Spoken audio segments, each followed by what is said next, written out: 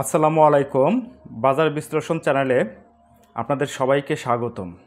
ধারাবাহিকভাবে আমি প্রতি সপ্তাহের শেষে বৃহস্পতিবার অথবা শুক্রবারে আপনাদের জন্য ভিডিও তৈরি করতে চেয়েছি, তার জন্যই আজকে ভিডিও করতে বসা।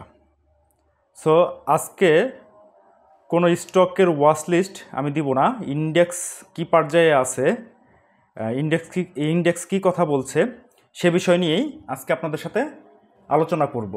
চলেন ইন্ডেক্সে চলে যাই, ইন্ডেক্স কি বলছে সে বিষয় নিয়েই একটু আলোকপাত করি। দেখেন, আমি গত সপ্তাহে ভিডিওতে বলেছিলাম যে ইন্ডেক্স 6150-এর আশেপাশে থেকে ঘুরে যাবে।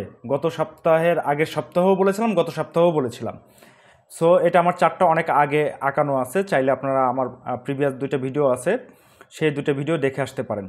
দেখেন ইন্ডেক্স ঠিক 6215 থেকেই ঘুরে গেছে। সো আমি গত সপ্তাহে বলছি এই সপ্তাহের রবিবারেই যখন ইন্ডেক্স এই পর্যন্ত উঠে 6150-এর আশেপাশে, তখনই আমি বিষয়টা ধরতে পেরেছিলাম এবং আমার হাতে থাকা 5টা স্টকের মধ্যে 3টে স্টকই সেল করে ক্যাশ আউট করে রাখি আমি। হ্যাঁ, সো এই জায়গাটাতে আমার একটা প্রথম টার্গেট ছিল।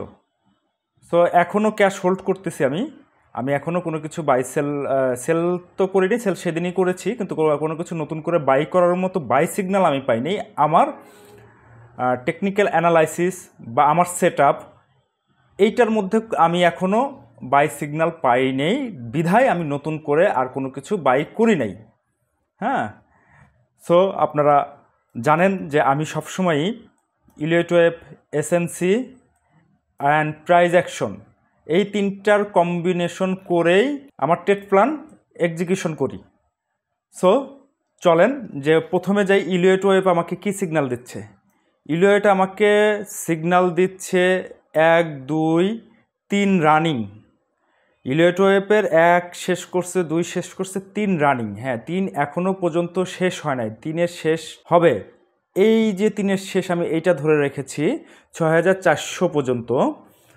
সো এই 3-এর ইন্টারনাল কাউন্টিং 1 2 করতেছে। তো 2 করার সময় ABC করে নামে, আপনারা যদি জেনে থাকেন তাহলে ভালো কথা, না জেনে থাকলে আপনাদেরকে একটু বলি। যখন কারেকশন হয় A B এবং C করে কারেকশন হয়, দেখেন ইলিয়ট ওয়েভের সি আমার কোথায় দেখাচ্ছে, আমি চারটেকে রেখেছি। সি আমাকে দেখাচ্ছে 5700 পয়েন্টে।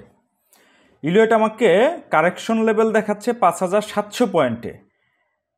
এই জন্যই আমি এখনও পর্যন্ত কোনো কিছু বাই সিগন্যাল পাচ্ছি না, দেখেই আমি ক্যাশ হোল্ড করতেছি। চলেন একটু ঘন্টার চার্টে যে দেখি যে ঘন্টার চার্টে কি বলতেছে। দেখেন ঘন্টার চার্টে এ শেষ করছে, বিও শেষ করছে, এখন সির জন্য নামতে পারে। আমি বলতেছি না যে নামতে পারে। এইভাবেই ওর ইলিয়ট ওয়েভ কাজ করে। সো সির জন্য সে আমার 5700 পয়েন্টে সে আসতে পারে। যদি এখান থেকে ঘুরে যায় তাহলে ভালো কথা, কিন্তু আমাকে এখনও ইলিয়ট ওয়েভ সিগন্যাল দিচ্ছে না নতুন করে বাই করার জন্য। হ্যাঁ, এখন চলেন আমরা যাই যে আমার এসএমসি কি কথা বলতেছে। ইলিয়ট তো আমাকে বাই সিগন্যাল এখনও দিচ্ছে না, ইলিয়ট নতুন করে কোনো সিগন্যাল দিচ্ছে না, এই জন্য ইলিয়ট আমার কনফার্মেশন দিচ্ছে না। সো একটা আমার গেল, বাকি দুইটা কি কথা বলতে চাচ্ছে এইখানে সেটা আমি দেখি। দেখেন এই জায়গাটাতেও একটা এসএমসি অনুযায়ী এই জায়গাটাতেও একটা অর্ডার ব্লক আছে 5700 লেভেলের আশপাশে। সো আমার এসএমসিও বলতেছে যে 5700 লেভেল। এখন চলেন প্রাইস অ্যাকশন। হ্যাঁ, এইখানে দেখেন প্রাইস অ্যাকশনে আমার কি করেছে, এই যে বড় বিয়ারিশ পিনবার, আপনারা ক্যান্ডেলের ভিডিওটা যদি দেখে থাকেন তাহলে এটাকে আমি বলেছি যে বিয়ারিশ পিনবার হয়ে সে বসে আছে। সাথে দেখেন যদি ভলিউমটা একটু অ্যানালাইসিস করেন, হুট করে 2000 কোটি টাকা ভলিউম এখানে হয়ে গেছিলো। সো বড় ভলিউম, এটাও আমার একটা সেল সিগন্যালের একটা আবির্ভূত হওয়া মতো একটা জিনিস। এইখানেও আমাকে সেল সিগন্যাল দিয়েছিল যে ভলিউম অত্যাধিক বেশি বেড়ে গিয়েছিল। সো এই জায়গাটাতে অনেক প্রফিট টেকিং হয়েছে, যে কারণে নতুন করে যারা এইখানে প্রফিট টেক করেছে বা আমার মতো যারা প্রফিট টেক করেছে, নতুন করে এখানে বাই সিগন্যাল না আসা পর্যন্ত কেউ এখানে বাই করছে না। সো এই জায়গাটাতে বাই সিগন্যালও আমি এখন পর্যন্ত প্রাইস অ্যাকশন অনুযায়ী বাই সিগন্যাল পাইনি। দেখেন এইটার নিচে কিন্তু এই দিন ক্লোজ দিছিল, তারপরের দিন একটু বুলিশ সিগন্যাল দিয়েছে, কিন্তু আজকেও মোটামুটি আমার বুলিশ সিগন্যাল আসছে, বাট ক্যান্ডেলের চেহারা দেখে আমার বেশ একটা ভালো লাগতেছে না। হ্যাঁ, সো এই জন্য আমি হয়তো বা রবিবারে বা সোমবার পর্যন্ত ওয়েট করব, বা রবিবার পর্যন্ত ওয়েট করব, বড়দের হলে সোমবার পর্যন্ত ওয়েট করব, বা রবিবারের শেষ বাজারে দেখব যে আমি এখানে প্রাইস অ্যাকশনটা আমাকে বাই সিগন্যাল দেয় কিনা। হ্যাঁ, তারপরে সবচেয়ে মজার বিষয় হচ্ছে, সবচেয়ে আশার বিষয় হচ্ছে এখানে ভলিউমটা অনেক কমে গিয়েছে। সো একটা পর্যায়ে যদি ভলিউম কমে যায়, ভলিউম একটু ড্রাই, হয়তো বা সেল প্রেশার যেটা ছিল সেটা ধরে নেওয়া যায় যে কমছে, সেল প্রেশারটা কমে আসছে। সো আমরা এই জায়গাটাতে প্রাইস অ্যাকশনে মোটামুটি 50-50 পাচ্ছি। আর বাকি দুইটা ইলিয়ট ওয়েভ এবং এসএনসি অনুযায়ী কখনো আমার এখানে বাই সিগন্যাল দিচ্ছে না। সো আমি এই জায়গাটাতে বাই করব না। আমি যদি দেখি আমার ইন্ডেক্সটা এই পর্যায়ে আসছে, 5700 পর্যায়ে আসছে, তখন যদি আমাকে প্রাইস অ্যাকশন বুলিশ সিগন্যাল দেয়, দেন এইখান থেকে নতুন এন্ট্রির কথা চিন্তা করব। হ্যাঁ, ইন্ডেক্স যেহেতু আমাকে কোনো সিগন্যাল দিচ্ছে না, বাই সিগন্যাল দিচ্ছে না, সে কারণেই আমি এই মুহূর্তে কোনো স্টকের ওয়াচ লিস্ট তৈরি করি নাই এবং নিজেও কিনবো না, আপনাদের জন্য তৈরিও করি নাই। সো আপনারা ইন্ডেক্স সম্পর্কে মোটামুটি একটু ধারণা পেয়ে গেলেন। তো এইখানে আসুক, যদি এইখানে আসে তখন দেখা যাবে যে এইখান থেকে ও কিভাবে ঘুরে প্রাইস অ্যাকশন কী রিয়াকশন করে, সেই অনুযায়ী আমি ট্রেড প্ল্যান করব। আর যদি কালকে যদি দেখি যে এইখান থেকে বেশ ভালো একটা বুলিশ ক্যান্ডেল তৈরি হচ্ছে, দেন আমি তখন আগামী রবিবারে একটা সিদ্ধান্ত নিব যে নতুন করে কোনো বাই করা যায় কিনা। হ্যাঁ, রবিবারে যদি যে আমাকে এখানে যদি শুধু প্রাইস অ্যাকশন দেয়, তাহলে আমি আমার 30% টাকা এখানে ইনজেক্ট করব, বাকি 70% টাকা আমি রেখে দিব নতুন করে। আর যেহেতু আমাকে বাকি দুইটা কনফার্মেশন দিচ্ছে না, সেহেতু আমি এইখানে নতুন করে কোনো বাই করব না, পুরো হোল্ডিং দিয়ে যে টাকা আমি ক্যাশ করেছি। সো আপনারা আজকের ইন্ডেক্স সম্পর্কে বা এই সপ্তাহের ইন্ডেক্স সম্পর্কে একটা মোটামুটি ধারণা পেলেন। আমি এই মুহূর্তে নিউট্রাল পজিশনিংয়ে আসি, বা আমার হাতে যে হোল্ডিংগুলো আগে থেকেই ছিল, 5টা ছিল আপনারা জানেন, 5টার মধ্যে থেকে 3টা সেল আউট করছি, বাকি 2টা আছে, বাকি 2টা নিয়ে আমি বসে আছি। দেখা যাক এখন নতুন করে বাই আসে কিনা, বাই সিগন্যাল পাই কিনা, সেই অনুযায়ী আমি আমার ট্রেড প্ল্যান সাজাবো। আপনারা এই বিষয়টা একটু মাথায় রাখবেন। আমি এখনও বাই সিগন্যাল এই সপ্তাহের ট্রেড অনুযায়ী আমি পাইনি। যদি আগামী সপ্তাহের প্রথম 1-2 দিনে যদি পাই, তাহলে আমি আপনাদেরকে আপডেট জানিয়ে দিব আমার ফেসবুক গ্রুপে। এই ছিল আজকের মতো ইন্ডেক্সের আলোচনা। চলেন আজকে একটু দেখব যে আজকে টপ ভ্যালুতে কে কী করেছে। দেখেন এখানে জিপিতে ভালোই টপ ভ্যালু করেছে, কিন্তু ভলিউম ড্রাই হয়ে গেছে। সো এই জায়গাটা থেকে পড়ার সম্ভাবনা একটু কম। ব্র্যাক ব্যাংকের এই জায়গাটাতে ভলিউম বেশ ভালো নিয়েছে, কিন্তু প্রাইসটা একটু পড়েছে। এই জায়গাটাতে কোনো কিছু একটা হইতে পারে বলতে প্রাইস কারেকশনে আসতে পারে, আসবেই তা বলছি না, কিন্তু আমাকে প্রাইস অ্যাকশন এবং ভলিউম আমাকে বলছে যে এইখানে একটা কিছু কারেকশন আসতে পারে। হাইডেলবার্গ ও এখনও বুলিশ সিগন্যাল দিয়েই আছে। হাইডেলবার্গের এখনও যদি কারো হাতে থেকে থাকে রেখে দিতে পারেন। ইউনিলিভারও ভলিউম, এই ভলিউমের চাইতে এই ভলিউমটা বেশি বড় হয় নাই। সো এইখান থেকে সেল সিগন্যাল আমি তেমন একটা পাচ্ছি না। হ্যাঁ, যদি পাইতাম এই সবুজ ক্যান্ডেলের নিচে ক্লোজ দিত, তাহলে সেল সিগন্যাল পাইতাম। তো ইউনিলিভার এখনও সেল সিগন্যাল দেয় নাই। স্কোয়ার ফার্মার এই জায়গাটাতে একটা সেল সিগন্যাল দিয়ে রেখেছে। দেখেন একটা বিয়ারিশ পিনবার করেছে, সাথে ভলিউমটাও পিক করেছে। সো প্রাইস অ্যাকশন অনুযায়ী এই জায়গাটাতে একটা সেল সিগন্যাল দিয়ে রেখেছে। যদি এটা ব্রেকআউট করে উপরের দিকে যেতে পারে, দেন স্কোয়ার ফার্মা টিকে যাবে। আর যদি এটা ব্রেকআউট করে না দিতে পারে, বড় বড় ভলিউম নেয়, দেন এটা কারেকশনে আসতে পারে। ডিবিএস আজকে হল ছিল, এটাও স্ট্রং বুলিশ দেখাচ্ছে, এটা রেখে দেওয়া যায়। ম্যারিকো সেম অবস্থা, ভালো ভলিউম নিচ্ছে এবং প্রাইজও বেশ ভালো করছে, এটা হল্ট হয়েছে। সো আপনারা এইগুলো হাতে থাকলে রেখে দিতে পারেন। হ্যাঁ, ব্যাটবিসিও আমি সেল সিগন্যাল পাচ্ছি না। ব্যাটবিসির এইখানে একটা সেল সিগন্যাল ছিল, বাট এটাকে অ্যাকচুয়ালি সেল সিগন্যাল বলা যায় না, কারণ হচ্ছে এটা ভলিউমটা অনেক কম নিয়েছে। সো আপনারা একটু ভলিউম এবং প্রাইস অ্যাকশন নিয়ে একটু পড়াশোনা করেন, একটু ইউটিউব ঘাটেন অথবা একটু গুগল করেন। যদি তাও না পারেন, আপনারা আমাকে কমেন্টস করতে পারেন, আমি কমেন্টসে আপনাদের অ্যান্সার দেওয়ার চেষ্টা করব যে কেন আমি এখানে বললাম যে ও আর সেল সিগন্যাল এই পর্যন্ত আসে নাই ব্যাটবিসি। সো ব্যাটবিসি আজকে ভলিউম কম নিছে, দেখা যাক এখন আগামী দিন কি হয়। সিটি ব্যাংকের এই জায়গাটাতে, হ্যাঁ এই জায়গাটাতে একটা নিউট্রাল ক্যান্ডেল ছিল, এই জায়গা থেকে কোনো সিদ্ধান্ত নেওয়া যাবে না এবং পরের দিনগুলোতে বেশি একটা পড়ে নাই। সো এই জায়গা থেকে সিটি ব্যাংক মোটামুটি রেখে দিতে পারেন আপনারা। সিটি ব্যাংক কারো হাতে থাকলে কয়েকদিন দেখতে পারেন, যদি এই ক্যান্ডেলের নিচে এসে ক্লোজ দেয়, এই যে বুলিশ ক্যান্ডেল, বুলিশ পিনবার, এই ক্যান্ডেলের নিচে এসে কখনো যদি ক্লোজ দেয় এবং সাথে যদি ভালো ভলিউম নেয়, তখন আপনারা সিদ্ধান্ত নেবেন বা সেল করবেন কিনা। তারপরে হচ্ছে টেকনোড্রাকের তো চার্টই নাই আসলে, খেয়াল নিয়ে আমি অ্যানালাইসিস কখনো করি না বা এটা অ্যানালাইসিস করা যায় না কারণ ওর চার্ট থাকে না। সায়াম কটনও বেশ ভালো পজিশনিংয়ে আছে, এটা সেল সিগন্যাল দেয় নাই।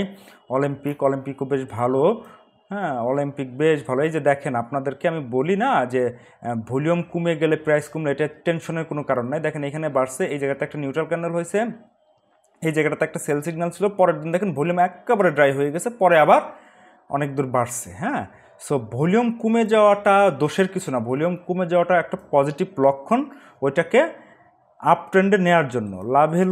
দেখেন লাভ হেলো তো অনেক আগেই এসএমসি অনুযায়ী আমার সেল সিগন্যাল দিয়ে রেখেছে, কারোর হাতে থেকে থাকলে আপনারা এইখান থেকে সিদ্ধান্ত নিতে পারেন এটা রাখবেন কি না, কিন্তু আমার এখানে সেল সিগন্যাল দিয়ে রেখেছে অনেক আগেই। দেখেন রবি নিয়ে আপনাদেরকে বলি, রবি কয়েকদিন পর 4 দিন হল্ট ছিল, তো রবির এইখানে যেটা করছে, এই জায়গাটাতে আসলে সেল সিগন্যাল বলা যায় না, প্রাইস অ্যাকশন অনুযায়ী সেল সিগন্যাল দিচ্ছে, বাট ভলিউম আমাকে সেল সিগন্যাল দিচ্ছে না, ভলিউম কমে গেছে। এটা যদি ভলিউম অনেক এই লেভেল পর্যন্ত হয়তো, এরকম একটা ক্যান্ডেল হইতো, তাহলে আমি বলতাম যে রবি সেল সিগন্যাল দিয়েছে। আসলে সেল সিগন্যাল ও দেয় নাই। রবি কারো হাতে থাকলে আপনারা আরও 2-1 দিন দেখতে পারেন। আইএফআইসি ব্যাংকও সেম তাই, কিন্তু এই দিনে একটা বিয়ারিশ পিনবার তৈরি করেছে। দেখেন বিয়ারিশ পিনবার, এই জায়গাটাতে প্রচুর পরিমাণে আপনার প্রফিট টেকিং হয়েছে। সো এইটা আমাকে সেল সিগন্যাল দিচ্ছে, কারণ আপনারা যদি বলেন যে ভাই তাহলে এইখানে তো ভলিউম না নেই, ভলিউম এখানে নিবে কই থেকে, দেখেন যা করার এই দিনই করে ফেলছে, অনেকটা ভলিউম নিছে।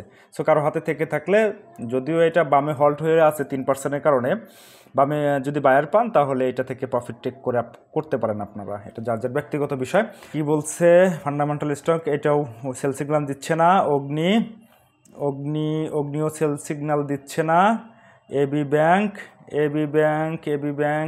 হ্যাঁ এই জায়গাটাতে বিয়ারিশ সিগন্যাল দিছিল এবং আজকে ও বামে হল্ট ছিল, বামে হল্ট না কাছাকাছি ছিল আর কি। তো এই জায়গাটাতে একটা সেল সিগন্যাল ছিল, ওই দিন গত দিন সেল সিগন্যাল ছিল। তো আপনারা এই জায়গাটাতে যাদের হাতে যদি এখানে কেনা থাকে, তারা প্রফিট টেক করাটাই শ্রেয় আমি মনে করি, পরে আবার দেখে শুনে কিনতে পারবেন।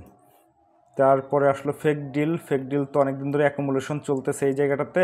আসলে এই শেয়ারটা আপনারা অ্যাভয়েড করাই ভালো, কারো হাতে থেকে থাকলে আপনারা সুইচ করতে পারেন, অথবা নতুন করে বাই করার ক্ষেত্রে এইসব শেয়ারে না যাওয়াই ভালো, চার্ট ভালো কথা বলছে না এখানে। তারপর হচ্ছে বি স্যাসারি অলরেডি সেল সিগন্যাল দিয়ে রেখেছে অনেক আগেই এই জায়গাটাতে। এই যে দেখেন, এই যে আমি আপনাদেরকে বলি না যে ভলিউম বেশি হলে, এই যে এইখানে একবারে পিক হয়ে এই জায়গাটাতে স্মার্ট মানি বের হয়ে গেছে, এই জায়গাটাতে দেখেন স্মার্ট। এখন ভলিউম কম নিলেও ওর বায়ার পেতে অনেক দেরি হবে, যা করার ও এই দিনই করে ফেলেছে। হয়তো বা কিছু থেকে থাকলে কিছু একটা পুল ব্যাক দিয়ে আবার ডাউন ট্রেন্ডে আসবে, কিন্তু এই দিনে দেখেন এইখানে প্রাইস বাড়ে নাই, বরঞ্চ কমছে। বাট দেখেন এই জায়গাটাতে ভলিউম কত বড়। সো আপনারা দেখেন, এই শুধু প্রাইস অ্যাকশন এবং ভলিউম দিয়ে আপনারা ট্রেড করতে পারবেন। দেখেন এই দিন কি হয়েছে, এই দিনে প্রচুর পরিমাণে ভলিউম হয়েছে এবং এই জায়গাটাতে বড় একটা বিয়ারিশ পিনবার ক্যান্ডেল হয়েছে। তো এই জায়গাটা থেকে যদি আমার হাতে এই স্টকটা থাকতো, আমি ওই দিনই 2টার পর আমি এটা সেল করে দিতাম, রাখতামই না, কারণ আমি বুঝতেছি এই জায়গাটাতে সেলাররা অ্যাক্টিভ হয়ে গেছে এবং প্রচুর পরিমাণে সেল হয়েছে, ভলিউম বেশি নিচ্ছে। দেন 2 দিনে কি করছে, ভলিউমও অল্প নিচ্ছে, এই পরিমাণ ভলিউম নাই, অল্প কিছু ভলিউম নিয়েছে, কিন্তু প্রাইস আস্তে আস্তে একটু করে আগাইছে। এটাকে বলে ম্যানিপুলেশন। এটা আপনাকে দেখাইছে এটা বাড়তেছে, এটা আরও দূর যাবে, আসো তুমি আমার কাছ থেকে কিনো। এখানে খাওয়াইছে মাল খাওয়া আবার ধাপাস। দেখেন এই জায়গাটাতে কত, 94 টাকার থেকে আজকে 71 টাকা, মাল ধাপাস। সো আপনারা একটু শিখেন, জানেন, বুঝেন, আপনাদেরকে কাজে লাগবে বিষয়গুলো। একটু নলেজ নেওয়ার, যে থেকে হোক, ভিতর থেকে হোক, যেভাবেই হোক বা কোর্স করে হোক, যেভাবেই হোক আপনারা শিখলে এই বিষয়টা আপনি নিজেরাই ধরতে পারবেন, আপনারা কখনো লসের সম্মুখীন হবেন না এবং সঠিক সময়ে সঠিক সিদ্ধান্ত আপনি নিতে পারবেন। তো আজকে আরেকটা বিষয় নিয়ে একটু আলাপ করবো, আসলে 3%-এর বিষয়। এতদিন আমাদের মার্কেট এই সপ্তাহে কারেকশন শেষ করে ফেলতো। আমার ব্যক্তিগত অ্যানালাইসিস বলেন আর ব্যক্তিগত এক্সপিরিয়েন্স বলেন, সেই অনুযায়ী এই সপ্তাহে মার্কেট কারেকশন শেষ করার কথা, কিন্তু করতে পারতেছে না। ওই যে একটা কারণে 3%, যে স্টকটা ধরেন 30% বা 40% বাড়ছে এই কয়েকদিনে, 30% বাড়ছে, তাকে তো মিনিমাম 10 থেকে 15% কারেকশন হইতে হবে, না হইলে তো এখানে বায়াররা আসবে না, বায়াররা অ্যাক্টিভ হবে না। তো আপনি যদি দেখেন যে একটা শেয়ার 30% বাড়ার পরে 3 দিনে যদি 15% কারেকশন হয়, 5% করে হলেও, এখন ওই শেয়ারটা কারেকশন হইতে কয়দিন লাগতেছে? 3 দিনের জায়গায় 5 দিন লাগতেছে, দিন সময় লাগতেছে। অথবা যে শেয়ারটা 1.5 দিনে বা 2 দিনে 15% কারেকশন হইতো, সেই শেয়ারটা এখন কারেকশন হইতে 5 দিন, 5 কার্য দিবস সময় লাগতেছে। সো এই জন্যই কারেকশনটা শেষ হইতে একটু সময় লাগতেছে। তো আপনাদের ঘাবড়ানোর কোনো কিছু নাই, আপনারা নিশ্চিন্তে থাকেন। এটা একটা কারেকশন মুড। কারেকশনটা শেষ হইলে প্রাইস অ্যাকশন, ক্যান্ডেল এগুলো দেখে নতুন করে এন্ট্রি নেন। হ্যাঁ, আমি কিছু স্টকের অ্যানালাইসিস দিয়েছিলাম, সেগুলো ভালো পারফর্ম করছে না সেটা আমি জানি, কিন্তু সেগুলো করবে মার্কেট একটু ভালো হলে। কারণ আমি যখন অ্যানালাইসিস দিয়েছিলাম তখন দেশের কন্ডিশনও ভালো ছিল এবং মার্কেটটাও একটু মোমেন্টামে ছিল। সো ওইগুলো নিয়ে আপনাদের হতাশ হওয়ার কোনো কিছু নাই, কারণ আমি বলেছি ট্রেড প্ল্যানটা মিনিমাম 7 দিন থেকে ম্যাক্সিমাম 1 মাস। আপনারা একটু কষ্ট করে 1 মাস ধৈর্য ধরেন, আপনারা যদি মার্কেট ভালো হয় আপনারা ওইটা থেকে কাঙ্ক্ষিত ফলাফল পাবেন, আশা করি পাবেন। ওকে, থ্যাংক ইউ। আজকের মতো বিদায় নিচ্ছি।